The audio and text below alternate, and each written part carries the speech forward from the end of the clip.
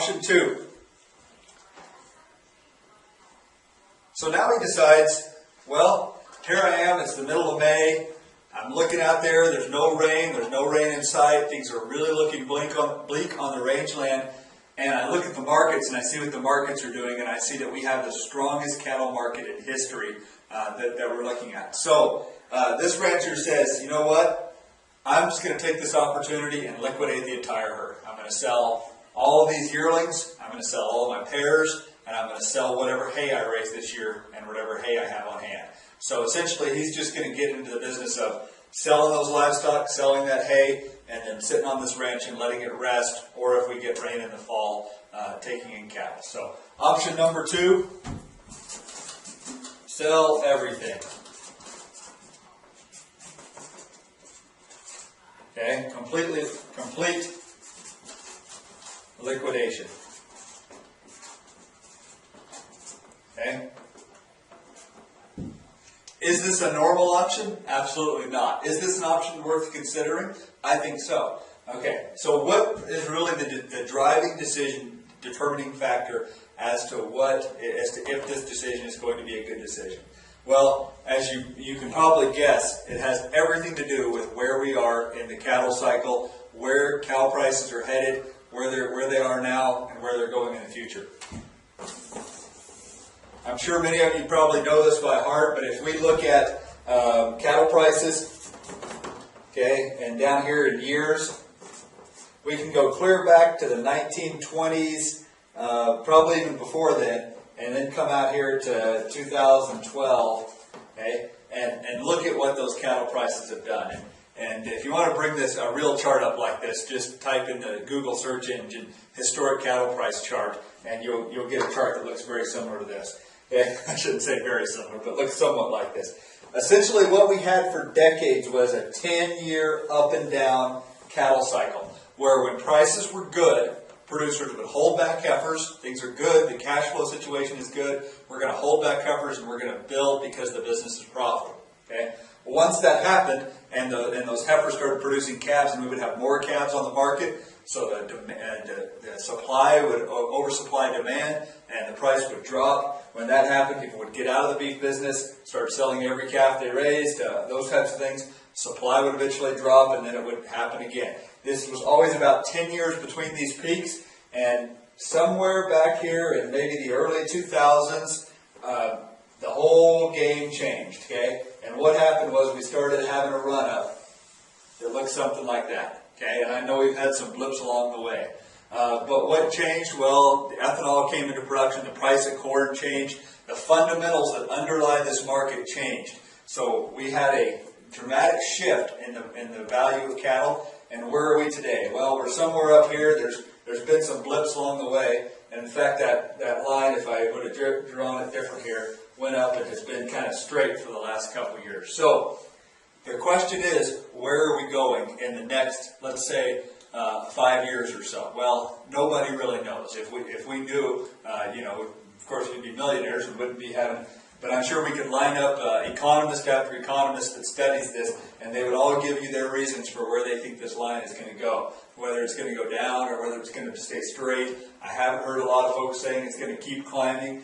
There's a lot of things that depend on this, whether it's the supply of cattle. Everyone said they thought the rebuilding phase would start in earnest last year until the Texas drought happened. That delayed it a year, gave this line another flat. It is July 1 now. Just in the last week, I've heard talk that the drought here in the high plains and the Mountain West is going to delay that rebuilding yet again and bring that line out flat again before it starts to drop down here in a few years out. So if you think we're at the peak here and that the next few years, within maybe a 5-year time horizon, that this line is going to trend down and calves and cattle and all those things are going to go down, then this option makes a lot of sense. If you think we're right here and it's going to stay straight for the next 5 to 10 years, then perhaps spending $400 a cow to keep those cows in the producing herd is going to pay off. Okay? If our ranch business is so profitable that we're making $200 a cow every year, then it's only going to take us a couple years to break even from this decision, and we'll have that factory to produce calves for us as if these prices stay high for the next foreseeable future. But if you think this line might come off in the next 5 years, then it might be a good time to consider exiting the business when your animals are worth the most that they've ever been in history. Take that cash, put it in your pocket, perhaps pay the taxes on it, perhaps get a drought declaration and postpone those taxes for the next 3 to 4 years, depending on how that plays out. You can purchase other things for the business in that, or perhaps you want to enter the business somewhere else. So this option 2, I think, is really worth considering depending on where you think we're at in the cattle cycle. Okay, and perhaps maybe not everything, maybe some portion of it. But what are the benefits of selling everything? Well, if this rancher is going to keep 100 cows, it's going to be just about as much work for him in the wintertime taking care of those 100 cows as it would be taking care of 300 cows. So if you're looking to do something else with your time, perhaps pursue another income stream, perhaps take a vacation. Maybe your significant other's been wanting to take a trip for a long time. This might be the opportunity to capitalize on that. And then maybe there'll be another point down here in the future to get back in at a lower price. Maybe you want to do some type of changeover in the type of livestock that you're raising. So why would this not be an attractive option? Well, most ranchers are going to say, I've worked too darn hard building up this cow herd to come in here 1 year and send everything to town. I can't buy back the same kind of cows I've raised. And I think there's some truth to that. I think if you do go back and you buy back in, the cattle that you buy back in, if these are all home raised and fit to your environment, the cattle that you buy back in are probably not going to be as profitable as the cows that you home raised. Over time, can you breed that back in? Sure, but I think there's some truth to that. If we're talking a difference of $25 per head profitability, I mean, that's going to take a long time to pay back if you're spending $400 a year in this 1 year to keep those. So is it worth spending $400 a year to keep the cattle that you home raised because you're proud of them and they fit your environment? I don't know. That's a decision that you have to make. What I want to challenge you with is to be real with yourself and be realistic about what these numbers are telling you.